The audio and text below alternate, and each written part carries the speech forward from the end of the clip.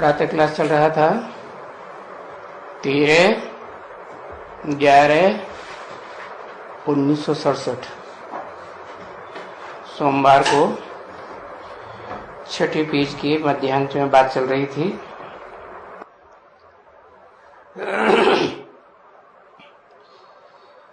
शंकर को काला गला दिखाई दिया है, नीला। अरे वो गला तो दूसरे का लोन लिया हुआ है ना। शिव बाप सदाशिव जो निराकार है, उसको अपना शरीर ही नहीं है, तो गला कहाँ से आया? तो गला लोन लेता है, लिया है ना। तो उस गले से तो बैठ करके ये बोलते हैं ना, उस गले से नहीं, उन गले से। माना कोई एक का गला नहीं लेते हैं, कितनों का गला लेते हैं। दिखाते हैं भक्ति मार्ग में चतुर्मुखी ब्रह्मा, पंचमुखी ब्रह्मा, तो 4-5 व्यक्तित्व हुए ना। हाँ, उनसे बैठ करके गला लेते हैं और फिर बोलते हैं। कौन?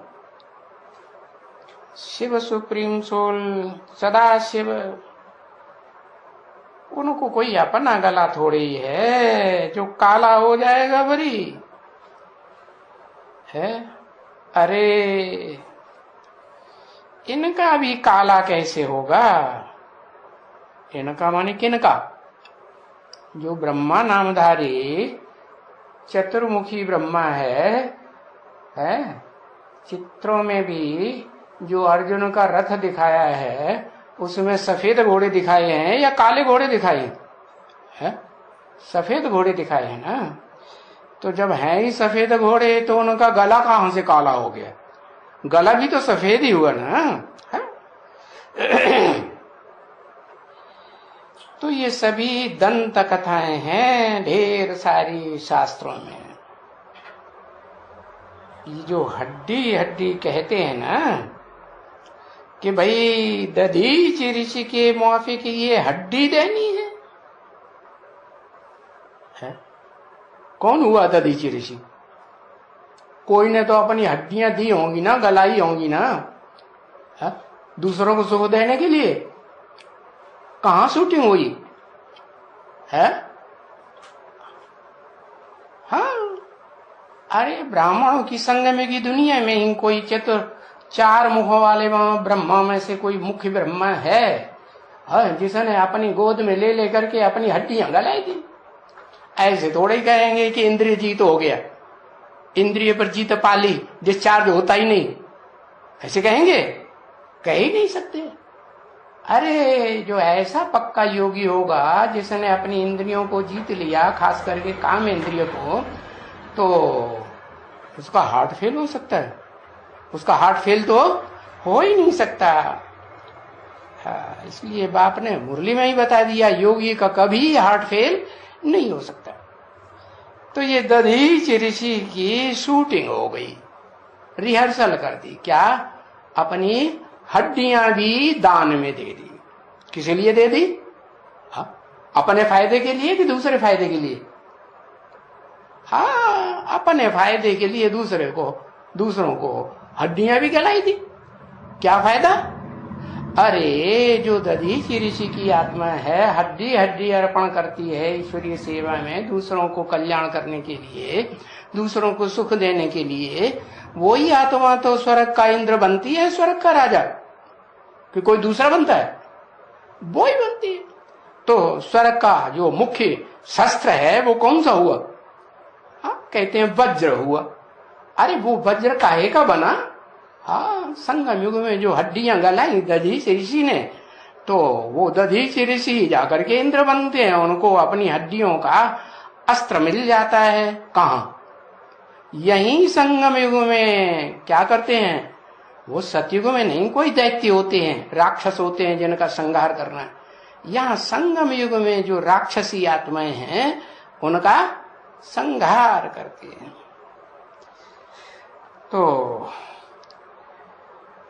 तो ये बात बताई है कि दधीचि ऋषि की माफिक हड्डी हड्डी देंगे, शरीर की हड्डियां भी अर्पण करेंगे दूसरों के कल्याण के लिए, दूसरों को सुख देने के लिए, तो उसका रिजल्ट क्या होगा? अच्छा ही रिजल्ट होगा, सुख ही मिलेगा, या दुख की दुनिया में जाएंगे? सुख ही मिलेगा। तो अब हड्डी हड्डी क्या देने का है? वो भी तो बुद्धि में आना चाहिए, है? बाप तो कहते हैं बच्चे बड़े तंदुरुस्त रहो, बाप कहते हैं कि अपनी हड्डियां गला दो और टीबी के मरीज हो जाओ, ऐसे कहते हैं, या हार्ट फेल हो जाओ? नहीं, बाप तो कहते हैं बच्चों को बड़े तंदुरुस्त होकर के रहो, बिल्कुल अच्छी तरह से रहो, ऐसे अच्छी तरह से रहो कि कोई कितना भी कैसा भी आघात करे तुम्हारे ऊपर, कोई न मन के ऊपर न तन के ऊपर कोई असर न हो। क्या असर हो? नहीं, ऐसे तंदुरुस्त रहो तन से मन से। तो जितनी तुम बच्चों को बाप की याद रहेगी इतनी खुशी बहुत रहेगी। किसकी याद? सिर्फ अपनी आत्मा की याद, या साथ में बाप की भी याद? बाप के लिए क्या टाइटल लेते हैं? सत्त चित्त आनंद। कभी आनंद से नीचे उतरती है वो आत्मा? नहीं।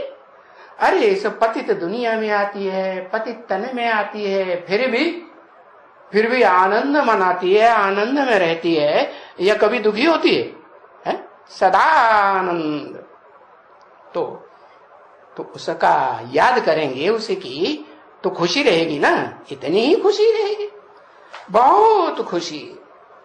तो कहेंगे कि ऐसी खुशी जैसी तो कोई खुराक ही नहीं, कोई होती है इतनी खुशी, है जो ज्ञान की खुशी है, जो योग की खुशी है, इससे बड़ी खुराक तो और कोई आत्मा को हो ही नहीं सकती। तो तुम बच्चों को कितनी खुराक मिलती है? कौन से बच्चों को? है देहधारी बच्चों को।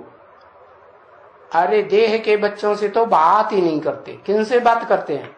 हाँ, जो आत्मिक स्थिति में रहते हैं, जितना भी रहते हैं, कोई कम कोई ज्यादा, तो उन आत्मिक स्थिति में रहने वाले बच्चों से कहते हैं कि तुमको कितनी खुराक मिलती है। तुमको माने किसको?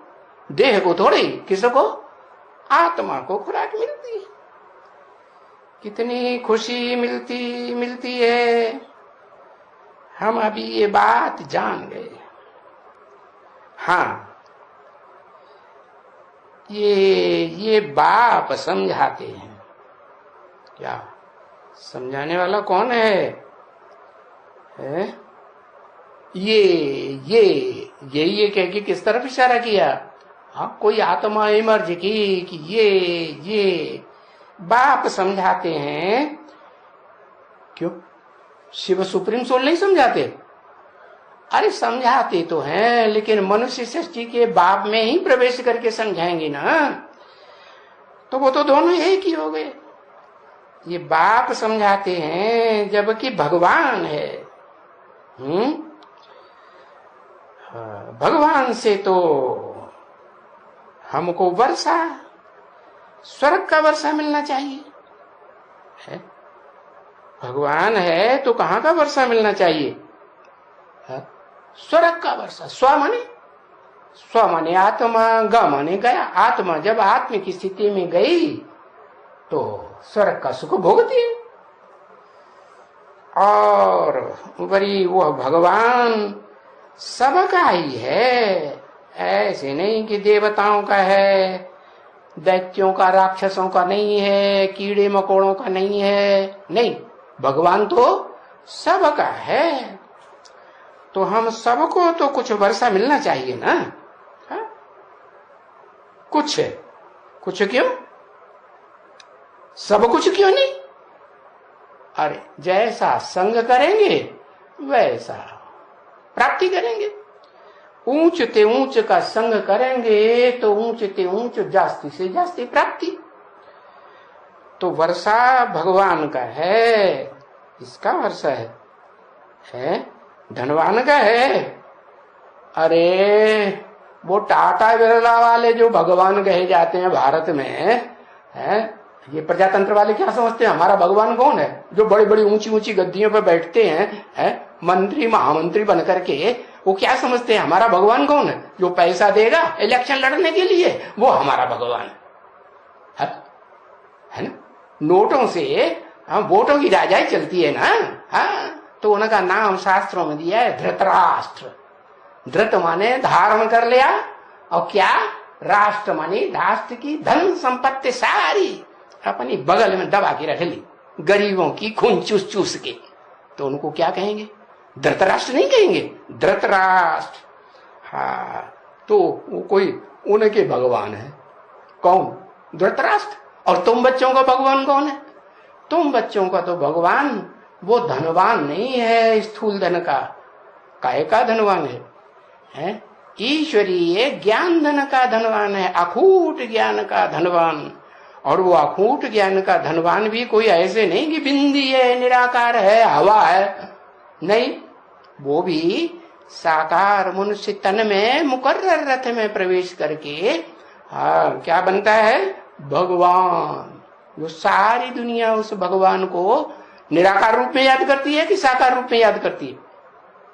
सारी दुनिया में जो दूसरे धर्म की आत्मा है वो निराकार रूप में याद करती है, और जो तुम बच्चे हो देव आत्माएं, वो साकार और निराकार दोनों रूपधारी जो है उसको भगवान समझते हो। तो वो भगवान का वर्षा है, सृष्टि के विश्व के रचने वाला है या स्वर्ग का रचने वाला। पर वो स्वर्ग का वर्षा सबको कैसे देंगे? कैसे देंगे? नाम ही है स्वर्ग। जो अपनी आत्मा की ऐसी स्टेज बनाए प्रैक्टिस करके कि मैं ज्योति बिंदु निराकार आत्मा हूं, ज्योति का बिंदु हूं, ऐसी प्रैक्टिस कर करके पक्का कर दें। क्या पक्का कर दें? कि लगातार क्या याद आए? देह न याद आए, ज्योति बिंदु आत्मा याद आए, तो वो स्वर्गवासी बन जाते हैं। तो बताओ, वो जो पुरुषार्थ करेंगे आत्मिक स्थिति में रहने का, वो ही स्वर्ग का वर्षा लेंगे कि सबको दे देंगे? कीड़े मकोड़ों को, पशु पक्षियों को दे देंगे? अरे उनको तो मन बुद्धि ही नहीं होती, वो तो ज्ञान को, ईश्वर के ज्ञान को वैल्यू देते ही नहीं, वो तो समझ ही नहीं सकते। हाँ, इस मनुष्य सृष्टि में भी जो मनुष्य हिंसक नहीं है, देवात्माएं हैं, सुख देने वाले हैं, उनको वो वर्षा मिलता है। बाकी जो हिंसक हैं, तन से, मन से, धन से, समय से, संपर्क से, संबंधियों की ताकत लगा के दुख ही दुख देते हैं, उनको वर्षा मिलेगा स्वर्ग का? मिलेगा? कैसे मिल सकता है? तो बताया, तो जिनको हक है लेने का, जिन्होंने पुरुषार्थ किया है, जिन्होंने पुरुषार्थ किया उनको हक है, जरूर हक है। परंतु सबको कैसे दे सकते हैं? जो पुरुषार्थ ही नहीं करते, देह के अर्थ ही सब कुछ करते रहते हैं। देह अर्थ या पुरुष, पुरुष माने आत्मा, आत्मा के अर्थ, तो वो भी तो हिसाब चाहिए ना बच्चे। क्या हिसाब? कि देह के लिए जब भगवान बाप आते हैं ज्ञान का, अखूट भंडारी आके अखूट भंडार बांटते हैं, तो वो कितना धारण किया? धारण किया, ज्यादा टाइम उसमें लगाया, ज्यादा तन मन धन उसमें अर्पण किया, या अपने रथ में स्वार्थ में लगाया? वो हिसाब नहीं चाहिए? वो हिसाब चाहिए ना बच्चे। 13/11/1967 की प्रातः क्लास का 7वां दिन। तो वो हिसाब बाप बैठ करके समझाते हैं। क्या कहा? कौन समझाते हैं? कौन समझाते हैं? बाप बैठ करके। कौन सा बाप? जन्म जन्मांतर के लौकिक बाप, या धर्म पिताओं रूपी बाप, या धर्म पिताओं का भी बाप आदम समझाते हैं। आदम भी तब समझाते हैं जब आदम के उस मुकर्रर रथ में शिव बाप प्रवेश करते हैं, तो कहेंगे कि हाँ वो दो बेहद के बाप है, एक आत्माओं का बाप है, निराकार आत्माओं का बाप निराकार बाप, और साकार मनुष्य सृष्टि का बाप आदम एडम है, आदि देव जिसे कहा जाता है। तो वो दोनों एक ही हो गए ना, जब एक ही शरीर में दोनों प्रवेश है, तो वो हिसाब बैठ करके वो बाप समझाते हैं। क्या ऐसे नहीं वो चार मुखों वाला ब्रह्मा समझाते हैं? उनको भी तो अपनी देह है। अरे पूरी देह कैसे दिखाएं, इसीलिए शास्त्रकारों ने, चित्रकारों ने मुख दिखाई दिया, क्योंकि भगवान को तो ज्ञान सुनाने के लिए खास क्या चाहिए? मुख ही चाहिए ना। तो वो मुख दिखाई दिए। क्या करते हैं? मुख सुनाते हैं। और कानों से क्या करते हैं? मुख में कान भी तो होते हैं, कानों से सुनते हैं और मुख से सुनाते हैं। बाकी राहु का सिर हो गया क्या? समझेगा? अरे समझेगा तो तब जब मनुष्य हो। मनुष्य माने मन वाला हो, है बुद्धि वाला हो। उसका तो गला ही कट गया। तो बाप बैठ करके समझाते हैं कि नहीं, ये नंबरवार आते हैं। है कौन है? नई दुनिया में भी है, स्वर्ग में भी नंबरवार आते हैं। सब पक्के देवताएं नहीं बन जाएंगे 16 कला संपूर्ण। जो बाद की पीढ़ियां होगी ना सतयुग की, वो फिर कम कलाओं वाली होंगी या ज्यादा कलाओं वाली होंगी? कम कलाओं वाली। उत्तरोत्तर पीढ़ियों की जो कलाएं हैं गिरती चली जाती। तो वो गिरती कला वाली जो देव आत्माएं हैं सतयुग के, और वो त्रेता में और ज्यादा गिरते हैं। तो द्वैतवादी द्वापर युग से जब दो धर्म, दो राज्य, दो कुल, दो भाषाएं, दो मतें चल पड़ती हैं, 2 से 4, 4 से 8 बढ़ोतरी होती जाती है, तो वो ही देव आत्माएं कम कलाओं वाली फिर ऊपर से आने वाली आत्माओं के आधार बनती हैं, नंबरवार आधार। तो वो देवात्माएं भी तो नंबरवार ही स्वर्ग में आएंगी ना। और स्वर्ग माने सुख। तो ऐसे नहीं कि सुख का वर्षा सिर्फ देवताओं को ही मिलता है, नहीं। सुख जो है, जो भगवान बाप का दिया हुआ सुख है, वो तो सबको मिलेगा ना। भगवान सबका है या कोई एक का है? नहीं। उन्होंने कृष्ण भगवान दिखाई दिए, कहते वो देवताओं को सपोर्ट करता है। अरे देवताओं का ही भगवान होता है? अरे नहीं, वो तो महादेव के रूप में दिखाते हैं कि देवताओं को भी सपोर्ट करता है और राक्षसी आत्माओं को भी सपोर्ट करता है। आत्माएं है ना, वो आत्माएं जब पहले जन्म में आत्मलोक से उतरी थी तो क्या राक्षस थी? पहले जन्म में सुख लेने, सुख देने वाली थी कि नहीं? हाँ, जीवन में रहते रहते सुख भोगने वाली थी ना, तो जीवन मुक्ति पाई ना। हाँ, तो उन्होंने किससे पाई जीवन मुक्ति? वो आसुरों ने भी किससे जीवन मुक्ति पाई? एक जन्म की जीवन मुक्ति उनको भी बाप आकर देते हैं। कौन सा बाप? ऊपर वाला निराकार बाप, सिर्फ निराकार बाप बुद्धि में बैठा है। अरे निराकार सो नीचे वाले में साकार में प्रवेश करके डबल पार्टधारी है, निराकारी भी है, साकारी भी है। तो वो सबको नंबरवार बरसा देते हैं। सबको माने जो भी प्राणी मात्र हैं, देवात्माओं से लेकर के और क्षुद्र प्राणी जो हैं, दुखदाई होते हैं ना, उन तक, कीड़े मकोड़े इंसेक्ट है, उन सब को वर्षा नंबरवार मिलता है, लेकिन सब इकट्ठे आ जाएंगे क्या? नहीं। नई सृष्टि होगी तो थोड़े होंगे या ज्यादा होंगे? पहले थोड़े होंगे। जितनी नई सृष्टि उतनी कम आत्मा, और जितनी पुरानी सृष्टि उतनी जास्ती संख्या बढ़ेगी घटेगी।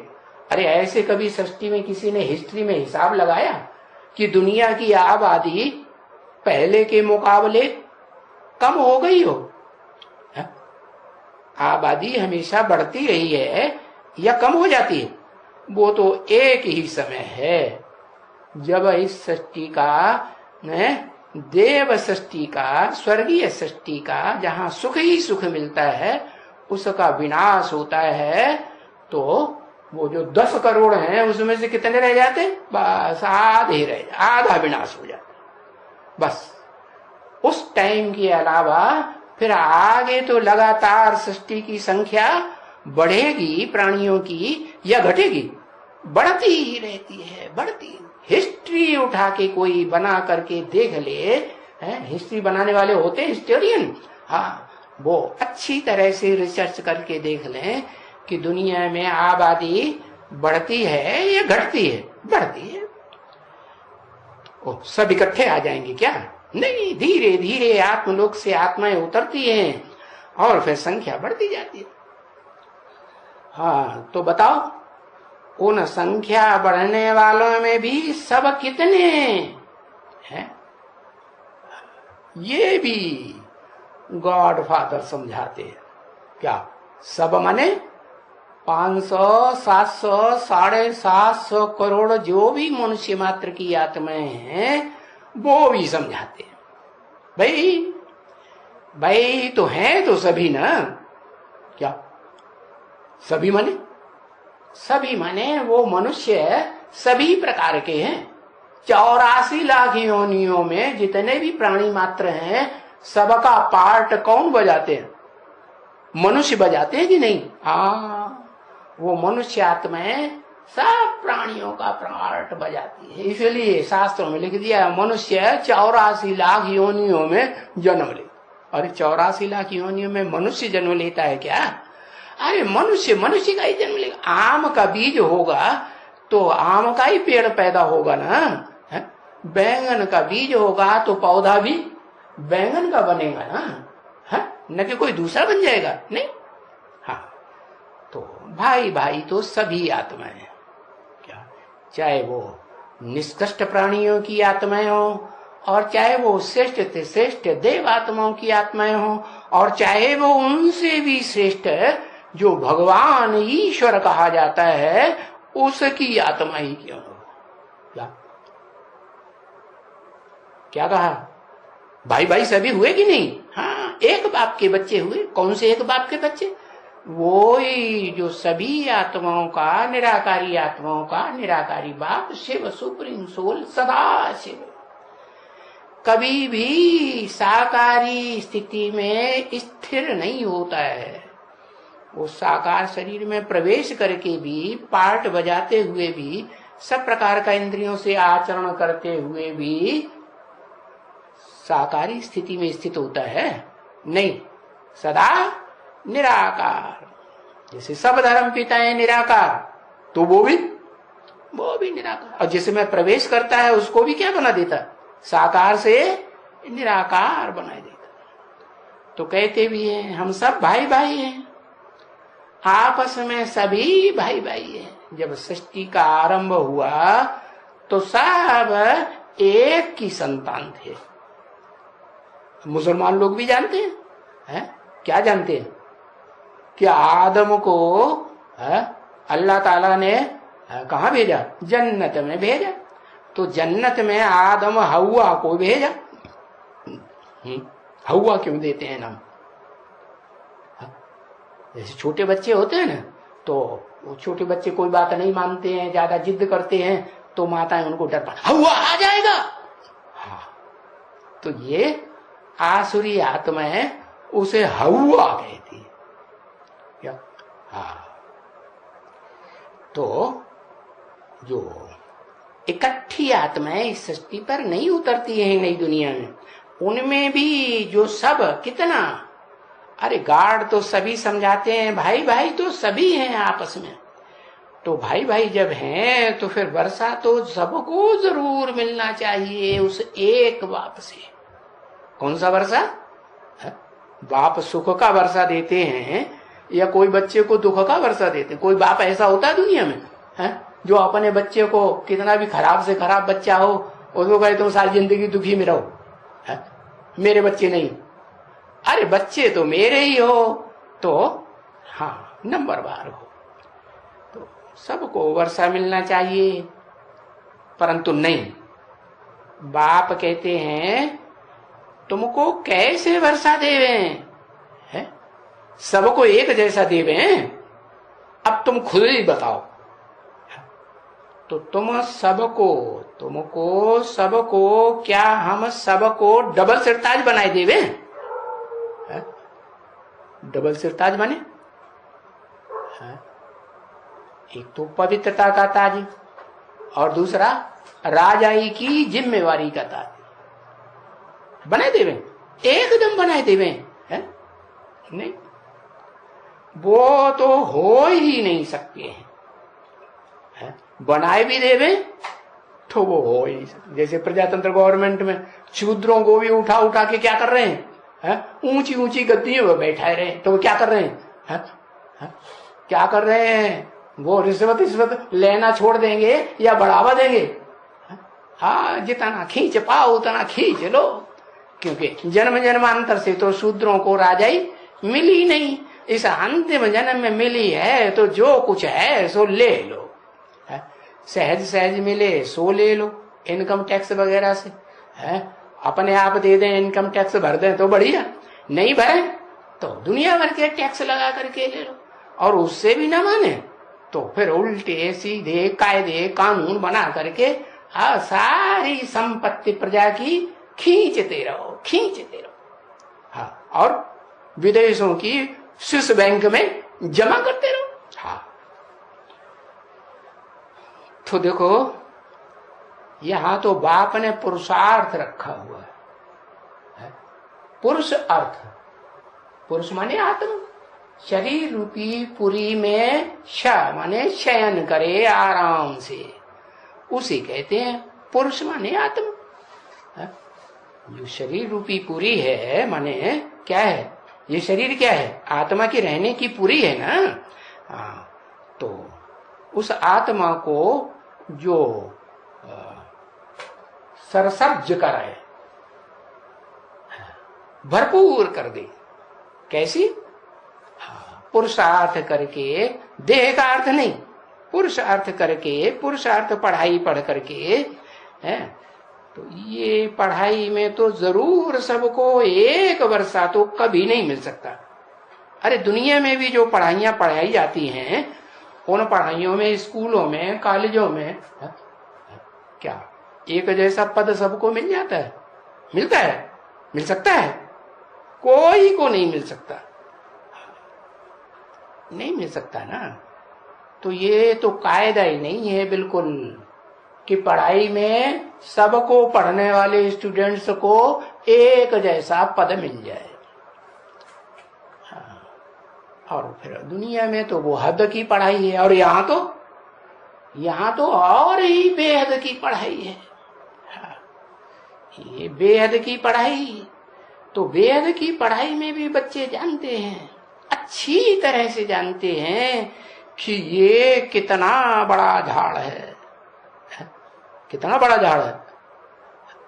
ये बेहद की पढ़ाई पढ़ने वालों का कितना बड़ा झाड़ है। अरे कुछ गिनती है या नहीं? अरे लिखो तो, कुछ गिनती है कि नहीं है? 700 750 करोड़ मनुष्य आत्माओं की गिनती है। और फिर उनके संग के रंग में आने वाली जो और प्राणी मात्र की आत्माएं हैं, हाँ, उनका भी तो संकरण किसी का ज्यादा किसी का कम होता है कि नहीं? जैसे जंगल में जानवर रहते हैं ना, हाँ, और शहरों में गांवों में भी जानवर रहते हैं। ज्यादा बीमार कौन पड़ते हैं? गाँव में शहर में मनुष्यों के साथ रहते हैं वो ज्यादा क्यों बीमार पड़े? क्योंकि मनुष्यों का संग किया तो मनुष्य ज्यादा बीमार पड़ रहे हैं। तो उनके संग के रंग में उनको अकल तो है नहीं है, तो बस वे संग के रंग से ही सुधरते हैं, संग के रंग से ही बिगड़ते हैं, अपनी अकल समझने की नहीं है। तो देवात्माओं का संग मिला है तो सुधरे। तो स्वर्ग में सुधरे हुए पशु पक्षी प्राणी हुआ करते थे, कोई भी दुखदायी प्राणी नहीं होते थे। और यहाँ नरक की दुनिया, हाँ ये तो सुख दुख की दुनिया है, इसमें सुख देने वाले भी प्राणी हैं और दुख देने वाले प्राणियों की संख्या तो बहुत बढ़ती जाती है। तो देखो ये कितना बड़ा झाड़ है, कितने बड़े बड़े देखो है, यहाँ कितने धर्मों के बड़े बड़े फाउंडेशन लगे हुए हैं। सबसे बड़ा धर्म कौन सा? जिसमें सबसे जास्ती मनुष्य आत्माएं है, फाउंडेशन से ही, शुरुआत से ही ढेर की ढेर वृद्धि हो गई। कौन सा धर्म? अरे एक अक्षर नहीं लिखेंगे, मुंह भी चिकाते रहेंगे। हाँ इस्लामी वो बढ़ाते हैं संख्या, अरे वो नहीं उतनी संख्या बढ़ाते, उन्होंने तो लिमिट डाल रखी, 3-4 शादियां करनी है। और लिमिट को तोड़ा किसने? एकदम बिल्कुल तोड़ दिया। 3-4 शादियां तो क्या, चोरी छुपे जितनी कर पाओ उतनी करो, और फिर गवर्नमेंट से हाँ कानूनी शादियां जितनी कर पाओ उतनी करो, कोई रोक टोक नहीं है। तो देखो अब ज्यादा बच्चे पैदा होंगे विचार से, ज्यादा विचार बढ़ेगा तो ज्यादा पैदाइश होगी या कम पैदाइश होगी? हाँ सारे मनुष्य मात्र उस क्रिश्चियन धर्म में सबसे जास्ती संख्या बढ़ जाती है। तो देखो अब इतनी प्रजा की संख्या बढ़ेगी क्रिश्चियन धर्म की, तो उनको उस प्रजा वर्ग की संख्या ज्यादा होगी या कंट्रोल करने वालों की संख्या ज्यादा होगी? कंट्रोल करने वाले थोड़े, और कंट्रोल होने वाली जो प्रजा है उसकी संख्या बहुत बढ़ जाती है। तो ज्यादा सुखी कौन होंगे और ज्यादा दुखी कौन होंगे? प्रजा वर्ग ही दुखी होगा ना। हाँ तो सारी दुनिया में आंखें फाड़ फाड़ के देख लो कितने क्रिश्चियंस फैले हुए हैं, और फिर उनको फॉलो करने वाले जो हैं कितने भारतवासी क्या अंधश्रद्धालु बन करके उस धर्म को फॉलो करके क्या बन गए? क्रिश्चियनिटी से, दिखावे वाली धर्म से प्रभावित होकर के और क्रोधियों के काम क्रोध से प्रभावित होकर के महाकामी महाक्रोध के चेहरे बन गए। चेहरे माने? चेहरे माने अरे बताया ना परसों कल का, क्या बताया था? मैं गुलाम तेरा। तो चेहरे बन गए। अब देखो इतने बड़े बड़े धर्म के पिताएं, इतने बड़े बड़े उनके फॉलोअर्स, ढेर के ढेर, फाउंडेशन तो उनका भी एक ही होता है। एक ही धर्म पिता होता है कि अनेक होते हैं? एक ही होता है। इस दुनिया में सो भी आते हैं तब फाउंडेशन पड़ता है, और बाप आते हैं तब क्या होता है? बाप आते हैं तब क्या होता है? और संख्या की बढ़ोतरी कर देते हैं इस दुनिया में, या एकदम जनसंख्या घटाए देते हैं? घटाए देते हैं कि बढ़ाए देते हैं?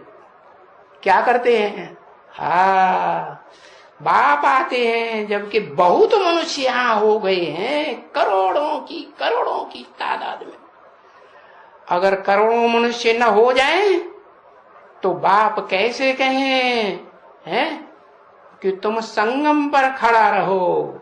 क्या साधारण संगम पर नहीं, ये पुरुषोत्तम संगम पर, कलयुग का अंत और सतयुग के अंत, वो आदि वाले संगम पर खड़े रहो, हिलो नहीं। बार बार कलयुग में बुद्धि से, मन से, तन की इंद्रियों से उस पुरानी दुनिया में, पापी कलयुगी दुनिया में मत चले जाओ। कहां खड़े रहो?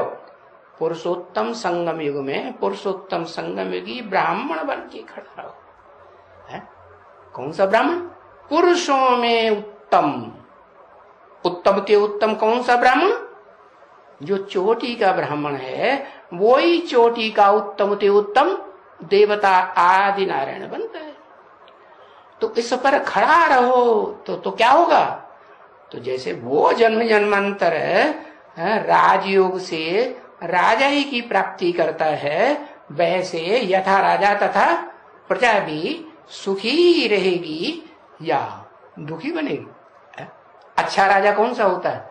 जो अपनी ज्यादा चिंता करे या अपने प्रजा, प्र माने प्रकष्ट रूप से, जा माने जन्म लेने वाली। संगम युग में जन्म दिया है ना उस प्रजा को, संदेश दिया है ना, तो प्रजा बन गई। तो ऐसी जो मानसी प्रजा संगम में तैयार होती है और वही प्रजा पुरुषोत्तम की जब द्वापर कलयुगी दुनिया में जाकर के ऊंचते ऊंच जो डाली है, जिसे कहें तना, क्या अश्वत्थ वृक्ष रूपी जो षष्ठी वृक्ष है, उसके तने में नीचे से ऊपर ही ऊपर पार्ट बजाती है या नीचा पार्ट बजाती है, यथा राजा तथा प्रजा। तो तुम खड़े रहो। हाँ, जब सैंपलिंग लगने का टाइम आता है तो जरूर नीचे आ जाते, नहीं तो नई दुनिया की सैंपलिंग, हाँ पुराने से ही तो नई की सैंपलिंग लगेगी ना। हाँ? तो तुम पुरुषोत्तम संगम युग पर खड़े रहो, ऐसे बात कहते हैं लेकिन खड़े रहते हैं, बार बार कहां चले जाते? कहां चले जाते? पुरुषोत्तम संगम युग में रहते हैं या मन से, तन से, धन से, समय से, संपर्क से, संबंधियों से कहां चले जाते? पाप की कलयुगी दुनिया में चले जाते। तो इस तरफ भी देखो है और उस तरफ में भी देखो, उस कलयुगी दुनिया में देखो, इस संगम युगी ब्राह्मणों की दुनिया में भी देखो। ये तो बाबा ने बड़ी भारी युक्ति बताई है कि सदैव संगम युग पर अपन को देखो, कभी भी कलयुग में अपन को देखो ही नहीं, जाने ही न दो। अभी ये पुरुषोत्तम संगम युग है। लेकिन बोला नहीं पुरुषोत्तम संगम युग, बोला है अभी संगम युग है। एक होता है संगम युग साधारण कि भाई कलयुग और सतयुग का संगम है, 50 साल कलयुग के, 50 साल सतयुग के, शूटिंग के हिसाब से कह दो तो दोनों हुए ना। तो ये संगम युग है 67 में बोला तो 50 साल के पहले 50 साल के अंदर हुआ या बाद वाला 50 साल? पहला 50 साल। हाँ, तो तुम देखो सतयुग का भी ख्याल करो है? भी क्यों लगाई दिया? इसलिए लगाई दिया कि सतयुग ऊंचते ऊंच युग का भी ख्याल करो और जो नीचते नीच युग है उस कलयुगी पापी युग का भी ख्याल करो। इस तरफ में भी देखो है? इस तरफ में भी देखो, उस तरफ में भी देखो। ये बाबा ने बड़ी भारी युक्ति संगम युग की समझाई है, बताई है। तुम देखो, ये ख्याल करो। इसलिए ये चित्र निकाले हैं। क्या जाड़ा का चित्र भी दिखाया, उसमें क्या दिखाया? संगम युग, पुरुषोत्तम संगम युग दिखाया या नहीं आया? दिखाया। और फिर सीढ़ी का चित्र भी दिखाया, उसमें भी संगम युग, पुरुषोत्तम संगम युग दिखाया या नहीं दिखाया? ये जो गोले का चित्र है षष्ठी चक्र का, इसमें भी पुरुषोत्तम संगम युग छोटा सा दिखाया या नहीं दिखाया? हा? नहीं तो चित्र अगर ये न निकालें तो सतयुग तो लाखों बरस ही हो जावे। ये चित्र में समझाया गया है कि हर युग की आयु 12.5 वर्ष, और शास्त्र में भी लिखा हुआ है। क्या महाभारत में लिखा हुआ है क्या? कलयुग की आयु 12.5 वर्ष। तो जब कलयुग एक युग की आयु, एक सीन की, अंतिम सीन की आयु 12.5 वर्ष, तो चारों सीन की आयु बराबर बराबर ही होगी ना। हाँ, तो उन्होंने तो शास्त्रों में लाखों वर्ष दे दिए। क्यों दे दिए? इसलिए दे दिए ऋषि मुनि विद्वान पंडित आचार्यों ने कि कोई अगर पूछे हमें हिसाब बताओ लाखों वर्ष का, कैसे कैसे हमने या तुमने या पुरुषोत्तम की आत्मा ने कैसे जन्म लिए सो बताओ, तो बता पाएंगे? तो बताने की जरूरत ही नहीं, क्योंकि लाखों वर्ष बताई दिए। अब बाप कहते हैं 1250 वर्ष का एक युग होता है, हर युग की आयु 1250 वर्ष, 1250 वर्ष मिलाओगे तो 5000 वर्ष का ये ड्रामा है, लाखों वर्ष का ये ड्रामा नहीं है। हाँ ये है, ये पुनः पुनः बार बार हूबहू रिपीट होता है। कल्प कल्प लगे प्रभु अवतारा, तुलसीदास ने भी तो लिख दिया, क्या झूठ लिख दिया? हर कल्प में जब जब त्रेता, तो यही समझते हैं कि त्रेता युग में राम हुए, तो हर कल्प में जब त्रेता युग होता है तो राम का अवतार होता है। तो आधा सच्चा लिखा, आधा झूठा लिख दिया, लेकिन बात सच्ची है।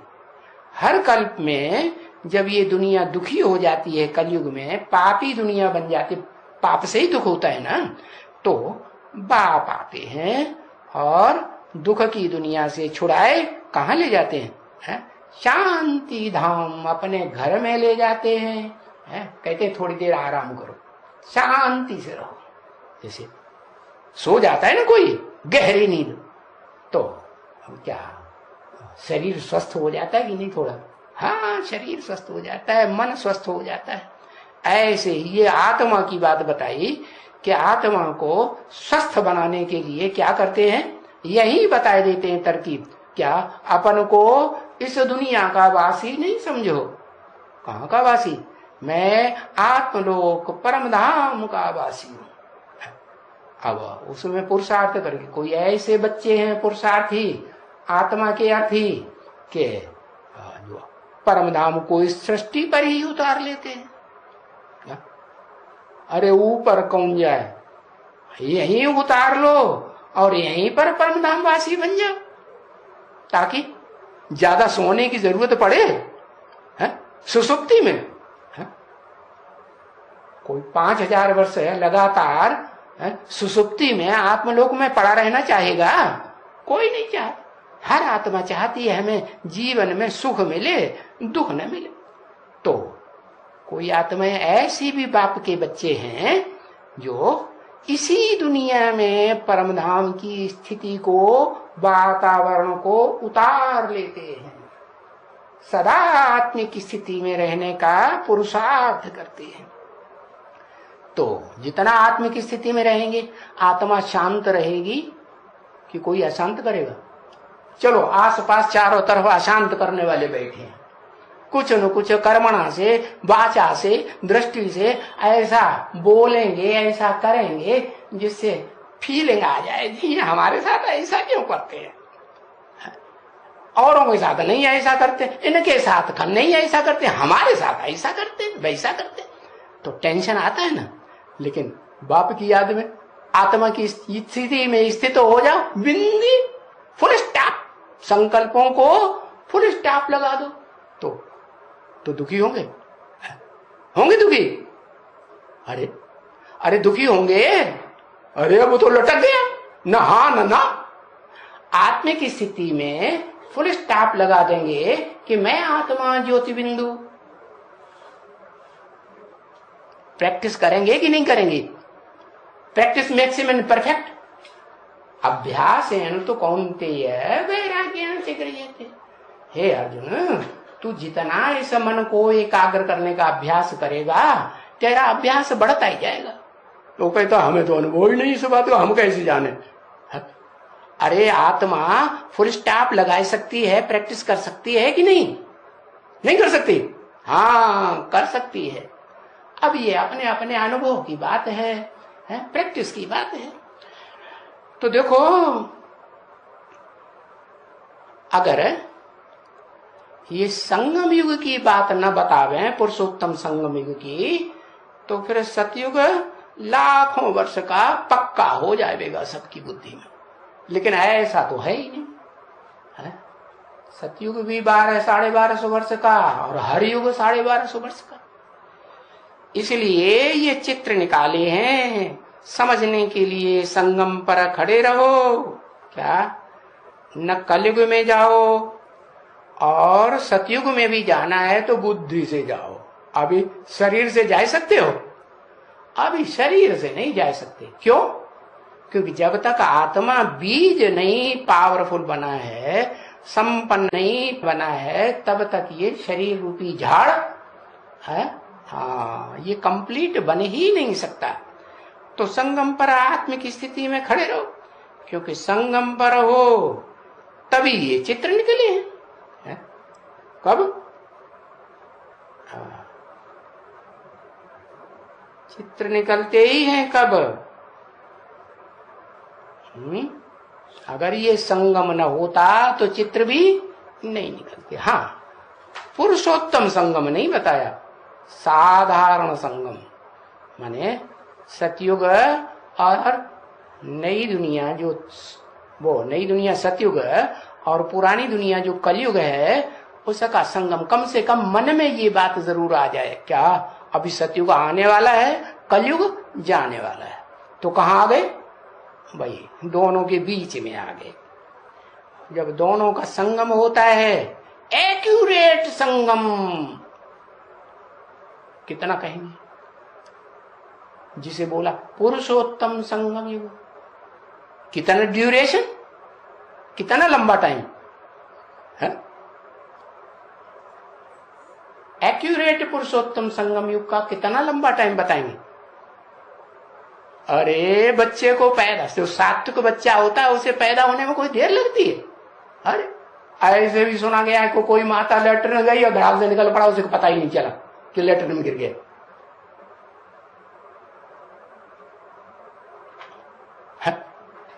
ऐसे भी हुआ। तो देखो, 1 सेकंड में जन्म लेते हैं प्रत्यक्षता रूपी। जो देखे, जो सुने, उसकी बुद्धि में बैठे। क्या? जो तुलसीदास ने लिखा, सनमुख होय जीव मोय जबहि, जन्म कोटि अघमन पाप नासै तबहि। अब उनकी बुद्धि में तो यही भरा हुआ है कि करोड़ों जन्म हुए हैं। करोड़ों जन्म नहीं होते हैं। आत्मा के एक कल्प में 4 युगों में सिर्फ ज्यादा से ज्यादा 84 जन्म होते हैं। तो बताइए बात, क्या आधी सच्ची आधी झूठी तेरी करम कहानी? तो तुलसीदास ने अपनी कर्म कहानी लिख दी क्या? उनकी कर्म कहानी में आधा सच्चा आधा झूठा मिक्स है कि नहीं? सच्चा भी है और झूठा भी। द्वापर में नहीं आते द्वैतवादी, द्वापर युग में धर्म पिताओं के प्रभाव में नहीं आते हैं, तो झूठे हुए ना, प्रभाव में आ गए तो झूठे हुए। तो कहते हैं कि अगर ये संगम युग पर ये चित्र नहीं बनवाते साक्षात्कार से, हैं, तो ये चित्र निकलते ही नहीं, कुछ भी नहीं होता। यहाँ कुछ भी नहीं माने जब ये चित्र निकलना शुरू हुए, झाड़ का चित्र, त्रुटि का चित्र, गोले का चित्र, ये पहले पहले बने ना, तो इन चित्रों के निकलने से सर्विस बढ़ी है। पहले तो इतनी सर्विस होती ही नहीं थी। क्या? हाँ, जब ये चित्र बढ़े हैं, बने हैं, तो तेजी से सर्विस, हाँ, तेजी से ब्राह्मणों की संख्या बढ़ने लगी शूटिंग पीरियड में। तो देखो, ये चित्र नहीं होते तो कुछ भी नहीं होता। नहीं, कुछ भी नहीं था, ये चित्र नहीं थे तब। अभी बाप आए हैं, बाप आए हैं तो उन्होंने बैठ करके ये दिव्य दृष्टि से ये सब निकलवाए। कौन सा बाप? सुप्रीम सोल बाप। अरे वेद के 2 बाप है ना, एक सुप्रीम सोल आत्माओं का बाप और दूसरा मनुष्य साकार सृष्टि का बाप। तो किसने साक्षात्कार से बनवाए?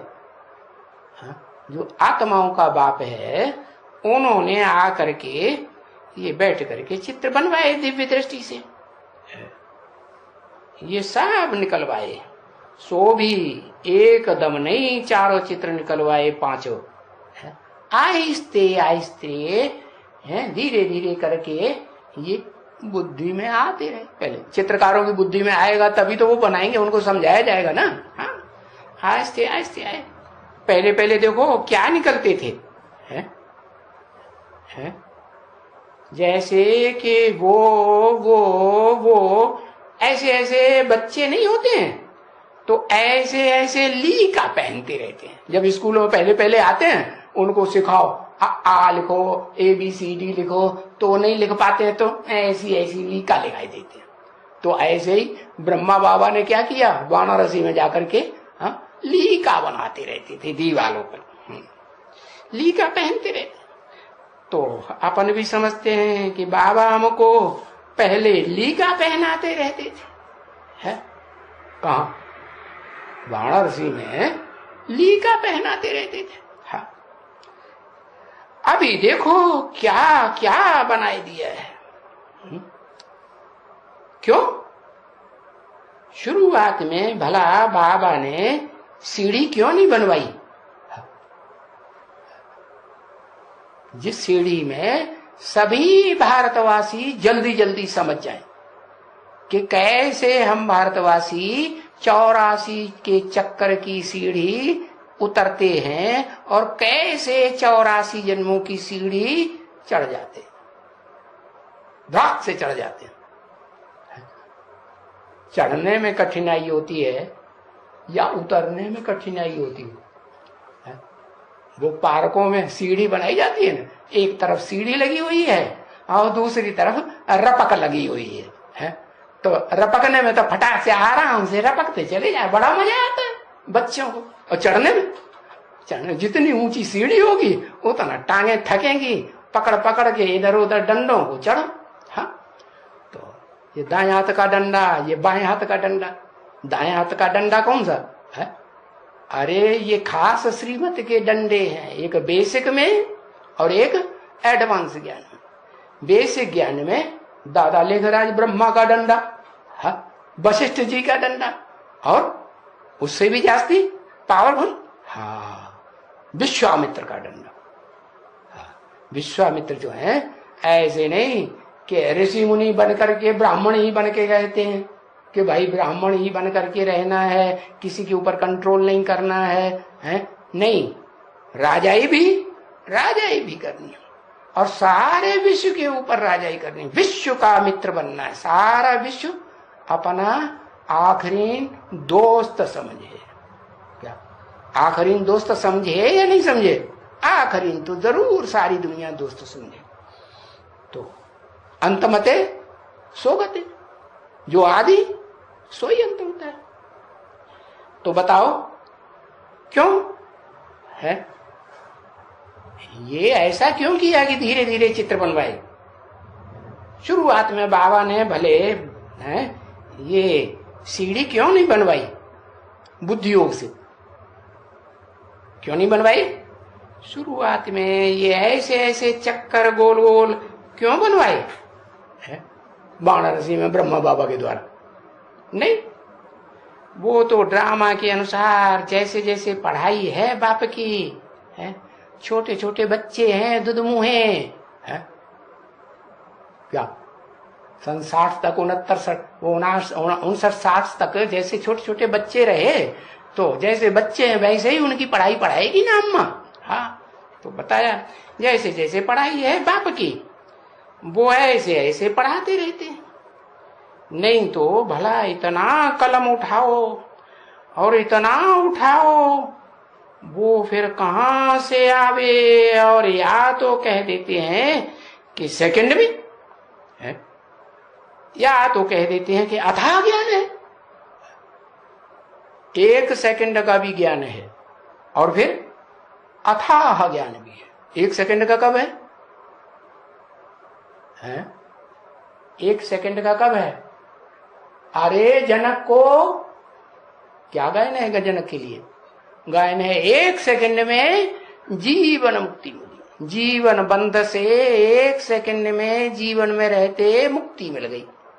नाम रख दिया जनक, राजा जनक, सीता का बाप। अरे बाप कहते हैं कोई एक सीता की बात नहीं, तुम सब रावण की जेल में फंसी हुई सीताएं हो। राम तो एक है, वो ही है जनक, जन माने जन्म देने वाला, का माने कर्म। जो जन्म देने का कर्म करता है सबसे पहले अव्वल नंबर का, वो ही जनक। कौन सा जनक? वो ही राम वाली आत्मा। तो बताया, कह देते हैं कि अथाह ज्ञान है, और फिर 1 सेकंड का भी ज्ञान है। 1 सेकंड में तुमको विश्व की बादशाही मिल सकती है भाई, ज्ञान से सेकंड में जीवन मुक्ति। और फिर दूसरी तरफ में इतना कलम, कितना कलम है, सारे जंगल दुनिया के हैं, उनकी कलमें बनाओ, और इतनी स्याही बनाओ, कितनी, सारे समंदर में जितना पानी है उसकी स्याही बनाओ, है? और फिर लिखना शुरू करो, है? क्या? तो भी ये ज्ञान पूरा होगा ही नहीं। वो सारी कलमें घिस जाएंगी और सारी स्याही सूख जाएगी लिखते लिखते, लेकिन क्या होगा? ये ज्ञान पूरा होने वाला नहीं है। तो कोई न कोई तो बात है या नहीं? कोई न कोई बात तो है। तो अभी सब समझते हो, अच्छी तरह से समझते हो कि बरोबर यहां ज्ञान सागर भी है। क्या कहा? वो ज्ञान सागर भी है, जिसके लिए बताया उसकी स्याही बना दो सारे सागर की, तो भी खूटेगा? खूटेगा नहीं। और बाकी ज्ञान ऐसी युक्ति देता है ये ज्ञान किसका ज्ञान? सागर का ज्ञान? अरे नहीं, सागर में भी जो जल भरता है? पहले दुनिया छोटी थी, है? और अभी दुनिया बड़ी है। तो दुनिया छोटी तो सागर भी छोटा, और दुनिया बड़ी तो सागर भी बड़ा। तो बताया ये ज्ञान ऐसी युक्ति देता है। कौन सा ज्ञान? जो सुप्रीम सोल बाप अखूट ज्ञान का भंडारी आकर के, जिसे कहें ज्ञान सूर्य, क्योंकि सूर्य से ही तो सागर का पानी खौलता है? नहीं, सागर का पानी गर्म होता है तभी तो बरसात होती है, कि ऐसे ही होती है? हाँ। तो 5000 वर्ष हो गए सृष्टि पर बरसात होते होते होते, तो सागर बढ़ेगा या घटेगा? सागर भी बढ़ता है, और ये पृथ्वी भी पृथिव्याति चौड़ी होती जाती है। जितनी पृथ्वी चौड़ी होती जाती है उतना सागर भी चौड़ा होता है। तो ऐसी युक्ति देता है वो सुप्रीम सोल ज्ञान सागर शिव, सदा शिव, जो बच्चों को झट तीर लग जाता है। अब सबका टाइम अपना अपना अलग अलग। क्यों? हाँ, बाप बताते हैं कि पहले पहले क्या करना है? अपन को आत्म की स्थिति में स्थित करने की प्रैक्टिस करनी है। पूरा तीर कब लगेगा? जब आत्मिक स्थिति में कम से कम कितना 4 घंटे लगातार स्थिर होंगे, तो फिर क्या है, तुमको तीर झटाझट लगने लगेगा। हाँ, तो लग गया ना तीर, है? पूछा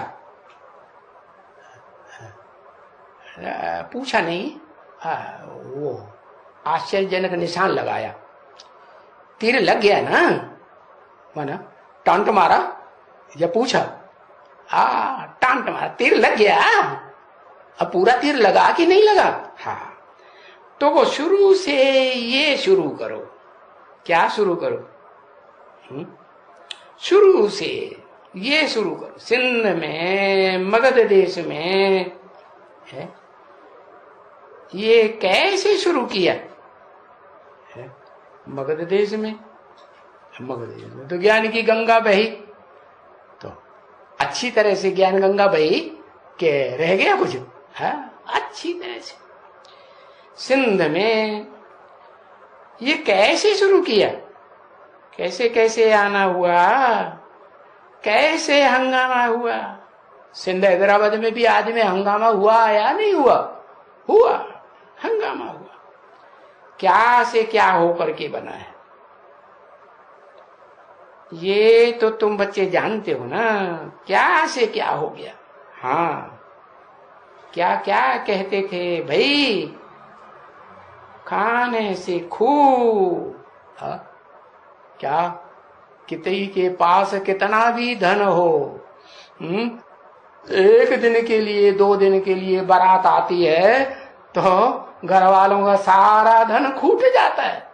और यहाँ तो ब्रह्मा बाबा के घर में क्या, कितने साल लगातार 300-400 कन्याएं माताओं की बारात खाती रही। तो खाने से खूट जाएंगे, खलास हो जाएगा, ऐसे समझ लिया। ब्रह्मा बाबा ने भी ऐसे समझ लिया, या ड्रामा प्लान अनुसार बाबा ने ऐसे किया क्या कि बस बाजरे की रोटी, उस समय बाजरा सबसे सस्ता मिलता था, बाजरे की रोटी और पतली पतली छाछ, बस न सब्जी न दाल, और ये खिलाना। अब चाहे कोई वो निमोनिया का मरीज हो, चाहे बुखार का मरीज हो, सबको वो ही खिलाया और कोई बीमार नहीं पड़ा, कोई नहीं मरा। हाँ, ये जरूर हुआ कि बहुतों ने समझ लिया अब बाबा के पास कुछ रहा नहीं, सब खूट गया, इसलिए बाबा ने ये बाजरे की रोटी और छाछ खिलाना शुरू कर दिया। इसलिए ढेर सारे छोड़ के भाग गए। कितने बचे? 300-400 में से 75 बचे।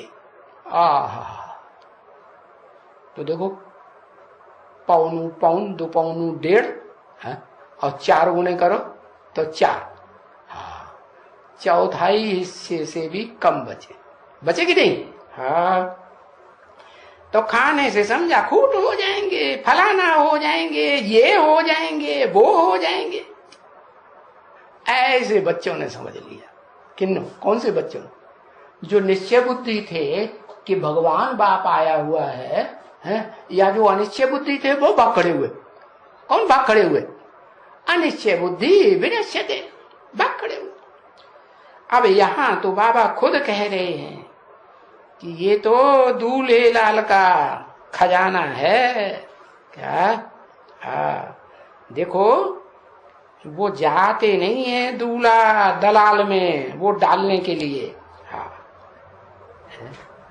तो वो तो कोई दूल्हे लाल की तो बात है ही नहीं यहाँ कि कोई लाल व दुलाल या दूल्हा लाल की बात हो, खुए की ऐसी कोई बात हो नहीं। वो तो आता है तो काम पूरा करके जाता है कि बीच में खो जाता है। जैसे बच्चे पहले ज्ञान में आते हैं, निश्चय करते हैं, साक्षात्कार करके, अब ढेर सारे आए 300-400, फिर खो गए। तो ऐसे बाप थोड़े ही खो जाएगा। वो तो मुकर्रर रथ में आता है तो उस मुकर्रर रथ में मुकर्रर काम से पूरा करके जाएगा कि बीच में खो जाएगा नहीं। तो ये तो बाबा हंसी कुड़ी में कह देते हैं, वाह दूल्हे लाल। तो उनके तो खुए भरे रहते हैं, किनके? जिनके लिए कहते हैं वाह दूल्हे लाल। कैसे दूल्हे लाल? कैसा दूल्हा? अरे दूल्हे तो दुनिया में बहुत होते हैं, उनकी छोटी मोटी बारातें भी होती हैं। कोई की छोटी बारात, कोई के बड़े बड़े कनेक्शन होते हैं, ढेर सारे होते हैं। तो सबको बुलाते हैं, सबको बुलाते हैं नहीं? हाँ, नाते रिश्तेदारों को, जान पहचान वालों को, सबको बुलाते हैं, बड़ी बारात लेके जाते हैं। राजाओं महाराजाओं के यहाँ राजाओं की बेटियों की शादी होती थी तो बड़ी बारात जाती। अब वो तो राजा हैं, सबको खिलाएंगे नहीं, पिलाएंगे अच्छे। और ये तो बड़ा दूल्हे लाल है कि छोटा? कितना बड़ा दूल्हे लाल? 16,000 क्या दूल्हा, क्या? हाँ, छोटा ना मोटा। अब उनमें से कोई तो मुखिया रानी होगी ना। हाँ, तो बताया, हाँ, उनके तो खुए भरे रहते हैं। ये दूल्हे लाल के खुए, मैं नहीं दूल्हा बनता हूं। कौन? ये बोलने वाला कौन है? शिव बाप। मैं नहीं दूल्हा बनता हूं, मैं तो बाप ही हूं।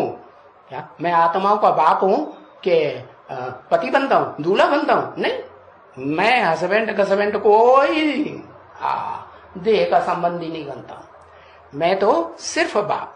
हाँ, जब शरीर में प्रवेश करते हैं, इनको दूल्हे लाल कह दो, तो बताया तो उनके तो कुएं भरे हुए रहते हैं, जितनी जरूरत है उससे ज्यादा ही कुआ भरा रहता है स्टॉक, या कभी खूट जाता है, जो ढोडे की और बाजरे की रोटी खिलाएंगे, ऐसे होता है क्या?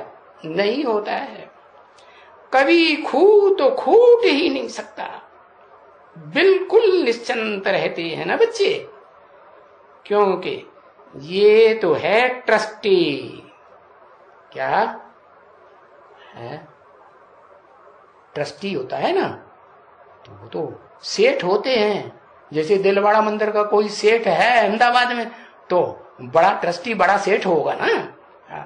तो ट्रस्टी को तो सेठ पैसा देंगे तभी वो काम चलेगा, नहीं तो काम कैसे चलेगा। तो इस ट्रस्टी का, जो तन का मन का धन का ट्रस्टी है, जितना भी तन मन धन समय संपर्क संबंध जितनों का इकट्ठा होता है, उन सब का ट्रस्टी है कि सेठ है। सेठ तो शिव बाबा है, शिव बाबा है। तो सेठ जितना पैसा देंगे तभी तो काम चलेगा। तो कोई हद के पैसे की बात है? ये तो बेहद अखूट ज्ञान धन की बात है कि अखूट ज्ञान धन जिनके पास होगा उनके पास स्थूल धन की कमी हो ही नहीं सकती। अरे दुनिया में देखो, इतने झूठे झूठे संप्रदाय धर्म चल रहे हैं, उनके लिए धन की कमी हो जाती है? नहीं होती, कभी नहीं होती। जो भगवान के नाम पर चल रहे हैं उनको कमी होती है? कभी नहीं होती। तो देखो, तो यहां जब प्रैक्टिकल में सच्चम सच्चे भगवान आया हुआ है तो कमी हो सकती है? नहीं हो सकती। तो ये तो ब्रह्मा भी ट्रस्टी है ना, यहां भी क्यों लगाई दी है? ऐसे नहीं कि यहां एक ब्रह्मा ही ट्रस्टी है। ये तो चार मुखों वाला जो संगठित ब्रह्मा है ना, ये तो कोई चार देहधारी ब्रह्मा नामधारी आत्माएं हैं, चार दिशाओं में मुख जिनको फैला हुआ है वो हैं, लेकिन चारों इकट्ठे हो जाते हैं। कैसे इकट्ठे? जैसे रावण के 10 सिर 10 धर्म वाले इकट्ठे हो जाते हैं, और फिर वो राजाओं का राज्य खलास कर देते हैं। और कौन सा राज्य चलाते हैं? प्रजा के ऊपर प्रजा का राज्य चलाते हैं। अब बाप तो आकर के तुम्हें राजयोग सिखा करके राजा ही देते हैं जन्म जन्मांतर की। तो ट्रस्टी बनाते हैं कि जो भी तन मन धन समय संपर्क की ताकत इकट्ठी होती है उसके तुम ट्रस्टी हो करके रहो, बाकी सेठ बन के नहीं बैठ जाना। क्या? जो भी खर्चा करना है पूछ पूछ से सेठ से करना है कि अपनी मनमत और मनुष्यों की मत पर खर्चा करना है। श्रीमत के अनुकूल करना है। तो बच्चों को सुनाया है क्या कि तुम श्रीमत पर चलते हो तो तुम्हारा भंडारा भरपूर रहता है। शिव का भंडारा भरपूर, काल कंटक दूर। तो ओम